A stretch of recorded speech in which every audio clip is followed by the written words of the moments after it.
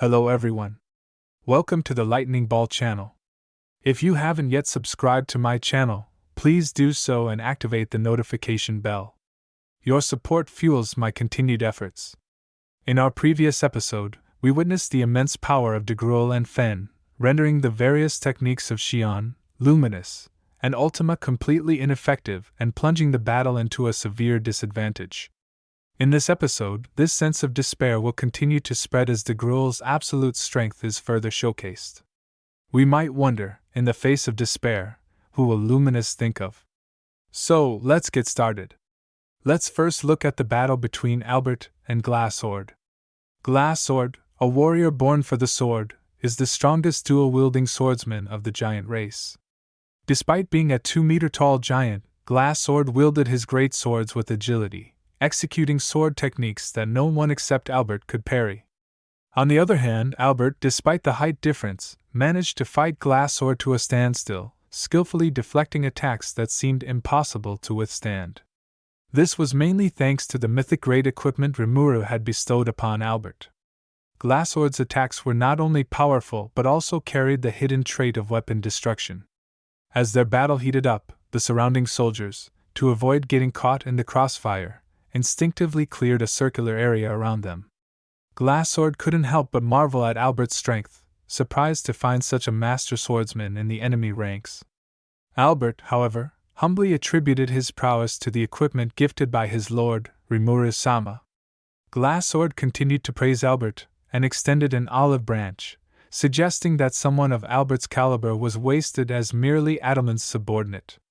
Glassord understood that the battlefield relied not just on strength but also on disrupting the opponent's psyche. If he could catch Albert off guard, he could secure a swift victory. However, Albert remained unfazed. He further asserted that his superior, Adalman, though seemingly a support magic user, was actually one of the 12 guardian lords recognized by their god Rimuru-sama, and far surpassed Albert in strength. Realizing that neither his swordsmanship nor his deceptive tactics could sway Albert, Glassord concluded that victory could only be achieved through sheer overwhelming force. Glassord then unleashed the full power sealed within his beloved swords. His existence points, originally under 2 million, surged to 10 million in an instant. Although Albert couldn't measure Glassord's existence points, he felt the drastic change in Glassord's sword aura. However, Albert remained unshaken, determined to fight on, even if it meant facing death. As expected, Albert found himself in a precarious situation, like a fragile tree branch in a blizzard. Despite the dire circumstances, he didn't give up and exerted all his strength to deflect Glassord's attacks. The intense battle raged on. Switching focus to Adalman, who was lying on the ground after being struck by Fen, he momentarily lost consciousness but fortunately regained it quickly. The impact of Fen's blow made him realize Fen's overwhelming power. Among his multiple layers of barriers, only the one powered by fighting spirit had a bit effect, while the rest, all magical, were completely bypassed. Had it not been for Venti and Ultima diverting Fen's attention, he might have already perished. Adalman mused over the irony of being an undead, wondering if an undead could die again. Nevertheless, Adalman noticed something else. It wasn't just that his magical barriers were broken, they seemed to be completely ignored. Coupled with previous observations, he concluded that the giants possessed the trait of magic nullification. Venti, who was also severely injured, agreed with Adalman's assessment. Deciding not to use magical attacks against the giants, Adalman faced a harsh reality. Whether his conclusion was correct or not, he had already exhausted his magical energy, and his body was riddled with cracks, rendering him incapable of casting any more spells. He was clearly a near-death undead. Ignoring his condition, Adalman's attention was focused on Ultima. For the demon race, skilled in magic nullification was a complete counter. Furthermore, the existence points difference between Fen and Ultima was 20-fold. Although Ultima bravely attacked without fear of death, it was only a matter of time before Fen defeated her. Adalman resolved to do whatever he could to help Ultima. Adalman asked Venti about her condition. Venti admitted she had been somewhat careless but mentioned she had a trump card that could be used once a day, complete regeneration. This ability allowed her to switch between her dragon and human forms, fully recovering any damage sustained in the previous form. She had now reverted to her human form. Adalman calmly analyzed the battle situation, acknowledging Fen's overwhelming strength and Ultima's precarious condition. Fen's magical level was comparable to that of true dragons, and with his magic nullification ability, Ultima was nearing her limit. Adalman then declared it was time for his well-honed body to take the stage. Since the giants were impervious to magic, the best approach was to use physical attacks against them. Hearing this from Adalman, who was just a skeleton, even his subordinate, the beautiful Venti, couldn't help but wonder if he had lost his mind. Adalman explained that while he was a high priest, he had a hidden profession as a holy fist master. Although he focused on magical support due to having a skilled bodyguard like Albert, he had not neglected his martial arts. He still considered himself a frontline fighter, and the last layer of his fighting spirit barrier was evidence of that. Seeing Adalman in this light, Venti, who had followed him for hundreds of years without knowing this, felt somewhat bewildered. She still thought Adalman was speaking nonsense. When Adalman asked if she had any doubts, Venti replied that she had many, such as whether Adalman really intended to face Fen with just his skeletal body. Even if he had once been a holy fist master, it seemed absurd in his current skeletal state. Adalman affirmed that he indeed planned to fight Fen barehanded. Venti was about to object, but Adalman's strong presence silenced her. He appeared rational, so Venti decided to listen to his plan. Adalman emphasized that in current situation, he could only figure out to use physical attacks against Fen. At this point, Venti felt even more skeptical, thinking it was obvious that only physical attacks would work. Adalman continued, hypothesizing about the mechanics of magic nullification, though he admitted these details were secondary. His ultimate conclusion was that he needed to merge with Venti. Adalman's plan completely surpassed Venti's expectations, leaving her mind blank. She was initially reluctant to merge with a skeleton. However, Adalman mistook Venti's panic for agreement and immediately activated the technique. He explained that he had anticipated such a situation and had thus developed a secret move. The move, called assimilation by possession, allowed Adalman, as an undead spirit-like entity, to merge his consciousness with Venti's body. Unlike typical possession, this technique retained the original consciousness of the host. As Venti's body gradually came under Adalman's control, he assured her that her consciousness would remain intact, though the separation process might be dangerous. Adalman comforted Venti by saying that even in the worst-case scenario, they could request a new body from their god, Rimura-sama, who enjoyed conducting experiments and would be pleased to see the successful demonstration of this secret technique. Venti was speechless as she watched Adalman. When he took control, her body underwent a significant transformation. Adalman, now in a young man's form, clad in black priestly robes, looked strikingly handsome and exuded a powerful aura. The sight of this transformation swept away Venti's previous doubts and anxieties. She turned into an admirer, praising her esteemed master Adalman-sama and expressing her complete trust in him. Thus, a true Gehenna Lord Adalman, possessing the robust body of the Gehenna dragon and Adalman's immense magical power, was born. Adalman, thrilled by the sensation of having a physical body again, boasted that he might even be able to go a few rounds with Shion. Feeling the power within, he believed that, aside from the extremely powerful Diablo, Shion, and Benimaru, he wouldn't lose to any other guardians in the Monster Federation. However, Adalman acknowledged that Fen was still a formidable opponent and that he couldn't win alone. Fortunately, Fen's technique didn't match Glassord's, which was why he hadn't yet defeated Ultima. Adalman was confident that, with Ultima, they had a chance of winning. Venti, now completely infatuated and trusting, cheered him on, believing in Adalman's grand declarations without a hint of doubt. Returning to Ultima, she had already realized the truth about the giant's magic nullification. Ultima felt anxious. Luminous' plan to eliminate Dagruel using particle disintegration was clearly doomed to fail. However, Fen wouldn't naively allow Ultima to act freely to send out the message. Upon seeing the huge light column of particle disintegration in the distance, Ultima understood that their battle plan had already failed.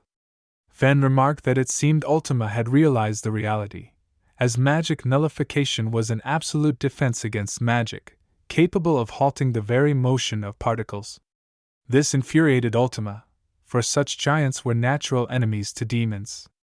She mentally criticized Guy, thinking he surely knew about the giant's characteristics yet hadn't warned everyone in advance. Ultima once again recognized the importance of communication, as Rimura-sama often emphasized. But overthinking was pointless. Ultima decided to shift her strategy and found a clue: the spell Gadra used earlier, Nihilistic Parade. Dagruel had gone out of his way to nullify it, which meant the spell was effective against them. Digging deeper, magic influenced Magicule and rewrote laws, with Spiritron contained in Magicule, which allowed magic nullification to block it.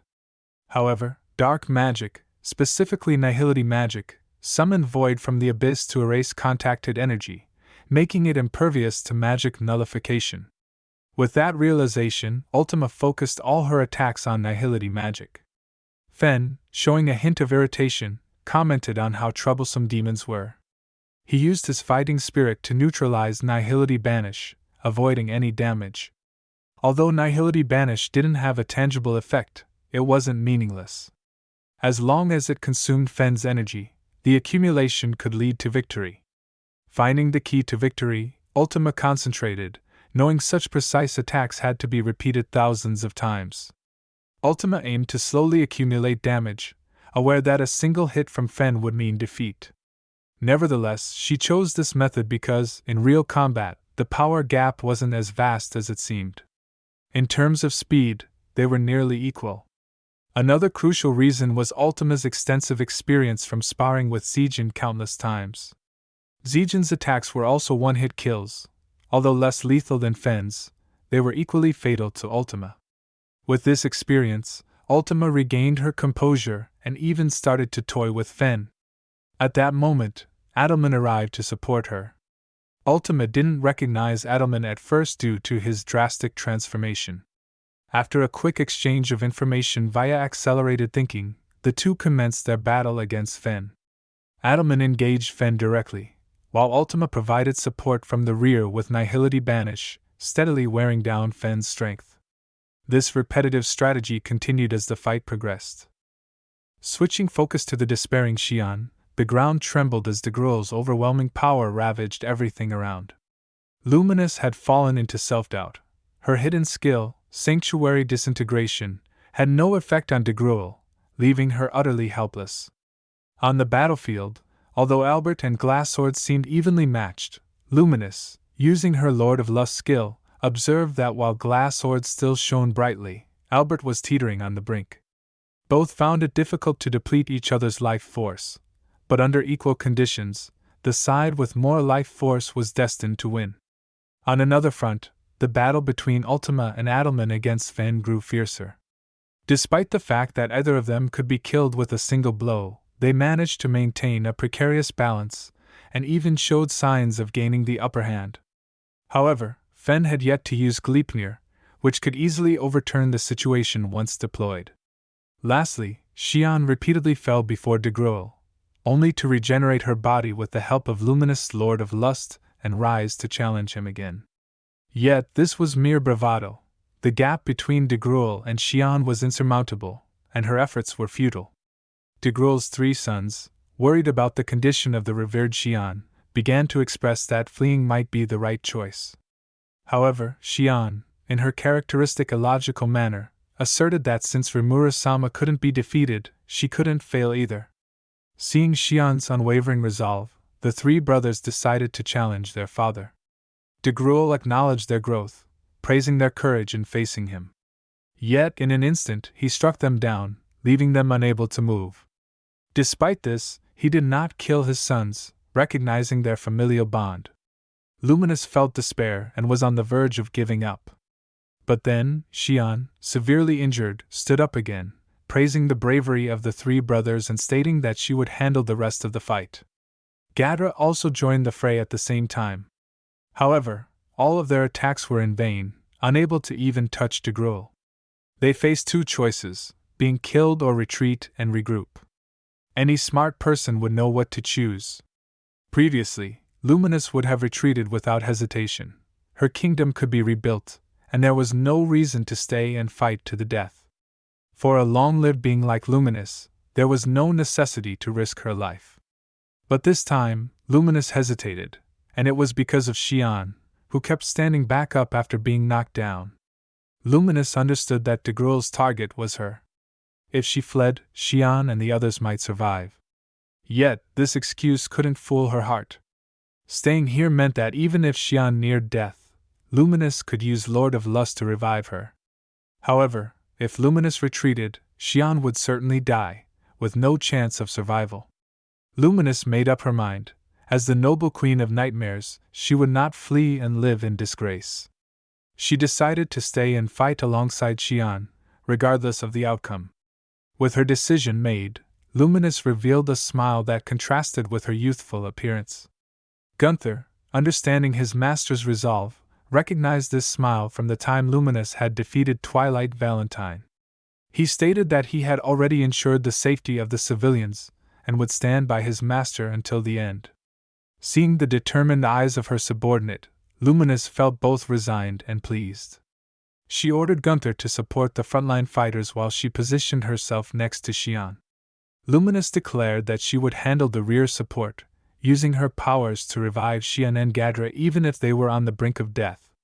With this declaration, the group launched a seemingly reckless assault.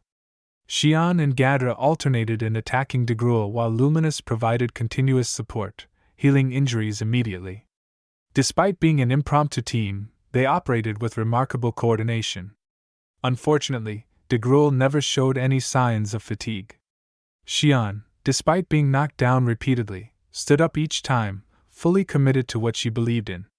She had unwavering faith in Rimuru-sama and Luminous, trusting that even in death, she could be revived. This resilience was Shion's strength. However, Gadra was different. Each cycle of death and resurrection left him increasingly mentally exhausted, though his body remained unharmed. He began to feel unease, a fatal flaw in such a battle where any hesitation could be exploited by the enemy. Dagruel, sensing his opponent's waning resolve, decided he had enough.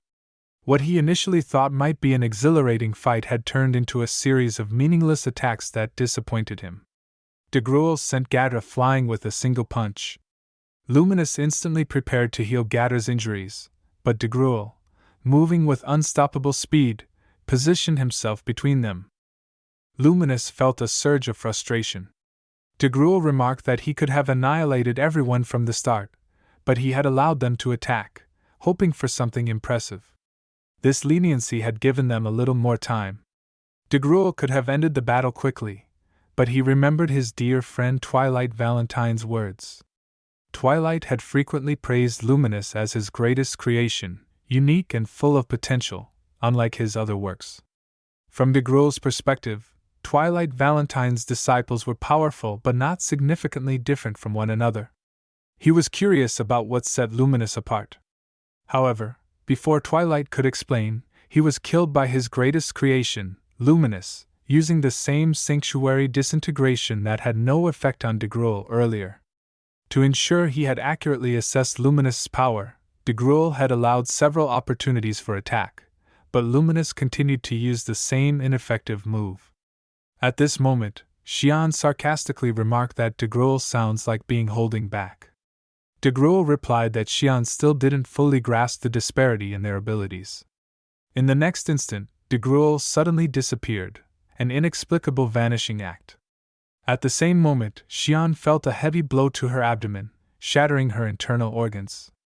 Worse, this attack was not one that would dissipate quickly but continued to wreak havoc inside her. In this situation, even Luminous healing magic seemed meaningless. Luminous, realizing the extent of Dagruel's power, bit her lip in frustration. Despite everything, Shion stood up with a defiant smile, blood dripping from her mouth but still displaying a facade of confidence. Dagruel was taken aback, having thought that this blow would knock Shion unconscious. She was even more resilient than he had imagined. Though he had no personal grudge against Shion, and even admired her tenacity, Dagruel intended to end this quickly and decisively. Dagruel solemnly apologized to Shion, admitting he had underestimated her resilience. He suggested that if Shion could get awakened, she might pose more of a challenge. Recognizing Shion's determination, Dagruel decided to no longer hold back. He clenched his fists, and Luminous, sensing the shift, shouted for him to stop. Smiling, Dagruel told Luminous it was her inadequacy that led to the deaths of these innocent people. Before Shion could respond, Dagruel struck her again, rendering her unable to speak. Fortunately, Shion didn't die, she merely lost consciousness. Seeing that his supposedly fatal blow hadn't killed her, Dagruel breathed a sigh of relief. Now, only Dagruel and Luminous remained on the battlefield. Luminous, having accepted her fate, prepared herself to die, knowing she had no chance against such a formidable opponent. Dagruel was curious to understand why Twilight Valentine had held Luminous in such high regard. In the next moment, Dagruel unleashed an immense burst of fighting spirit. Only then did Luminous realize how much he had been holding back. For a fleeting moment, she considered fleeing but quickly dismissed the thought with a smile. A person who abandons friends does not deserve to be an octagram demon lord. Luminous found it remarkable that she and Shion, despite not having a 1,000-year friendship like Chloe, were both prepared to die for each other. She then thought of Rimuru, who always pushed himself beyond his limits to meet his friends' expectations. Facing such a dire situation, Luminous finally understood Rimuru's mindset. Yes, the only one who could turn the tide was Rimuru. No, there was one more person. In her moment of despair, the image of a free-flying black dragon flashed in Luminous' mind. Instinctively, she dismissed it as a delusion, unable to place any hope in that evil dragon. Yet, despite herself, a faint smile crept across her lips. Seeing Luminous like this, Dagruel displayed a look of incredulity. Did Luminous have another hidden trick up her sleeve? Luminous boldly stated that if she had any hidden abilities, she would have used them already. She stood tall, determined to maintain her demon lord dignity until the end. Even Luminous herself couldn't believe her current actions, feeling as if she were somehow certain that someone would come to save her. Though she normally didn't harbor such expectations, witnessing Shion and Ultima's relentless determination made her subconsciously hopeful. Luminous admired Rimuru for this. Even someone like her, who was otherwise detached, found herself expecting Rimuru to come through at the last moment. She laughed heartily and then unleashed all her magic power. At the same time, the mythical Blade Knight Rose was enveloped in the power of her ultimate skill, Lord of Lust. Lord of Lust controlled life and death, using death to siphon off the opponent's life force and convert it into her own magicule. This was Luminous' combat style. Prolonged battles only played to her advantage. Seeing Luminous like this, Dagruel nodded in satisfaction, acknowledging that it would be a pity to kill her, but he had to avenge his friend Twilight and go through this step to complete his own god-slaying mission. Dagruel had made a pact with Feldway through Fen. By supporting Feldway's ambition to resurrect Veldora, Dagruel could fulfill his own destiny. Feldway also promised that if Dagruel defeated Luminous, the entire western continent would become the territory of the giants. If Dagruel continued to advance into Jura Great Forest, that land would also fall under the rule of the giants. In essence, cooperating with Feldway not only allowed Dagruel to pursue his destiny but also maximized the benefits for the giants. More importantly, under Fen's influence, Dagruel's instincts had long gone berserk. Deciding to stop playing around, Dagruel made his move. In an instant, everything stopped. Everything that had transpired on this battlefield seemed to lose its meaning. In this silent world, Dagruel muttered to himself, stating that now, his opponent could do nothing. After uttering these words, the world returned to a state of deathly silence. Luminous didn't know what had happened at first. She could still think but found herself unable to move. Dagruel noticed this and remarked that Luminous was indeed Twilight Valentine's greatest masterpiece. His words were both a compliment and a source of immense fear for Luminous. She was smart, and, even while focusing on the battle, quickly understood what had occurred. Yes, time had stopped. It was a despairing realization. Luminous used all her strength to find a way to survive but only ended up in even deeper despair. There was no way out. There had never been a chance to defeat Dagruel from the beginning. Closing her eyes, Luminous' mind flashed back to the image of the black dragon. She lamented that she never got the chance to deal with that arrogant and annoying evil dragon herself. As she thought this, she seemed to hear a familiar, irritating laugh. Dagruel unleashed his killing blow, and Luminous' thoughts momentarily halted. Just as his fist was about to strike Luminous, that annoying laugh became clear. Luminous' eyes widened, and as she recognized the voice, she also grasped the current situation. Miraculously, she was saved. In front of her was Dagruel's fist, about to hit her, and a massive brown hand stopping it. The evil dragon that had yet to appear, Veldora, blocked Dagruel's fatal blow. Just as night inevitably turns to day, with the arrival of hope, time began to flow again. The evil dragon that transcended time and space, the invincible Veldora whom Luminous both hated and missed, stood in the way of Dagruel. Dawn had come, and the time of despair was at an end. Alright, that's all for this video. In this episode, it's interesting to see Venti's change in attitude toward Adalman. Initially, she rejected the idea of merging with the skeleton, but once she saw how handsome Adalman looked, her attitude changed instantly. Additionally, Veldora's ability to move in a stop time is something previously unmentioned. Before Volume 16 of the novel, Veldora didn't fully understand the concept of time stop and was often killed by Glassord with one hit, likely due to her use of time stop. Although not yet explained in the novel, it's likely that once Seal understood the concept of time stop, she taught it to Veldora simultaneously.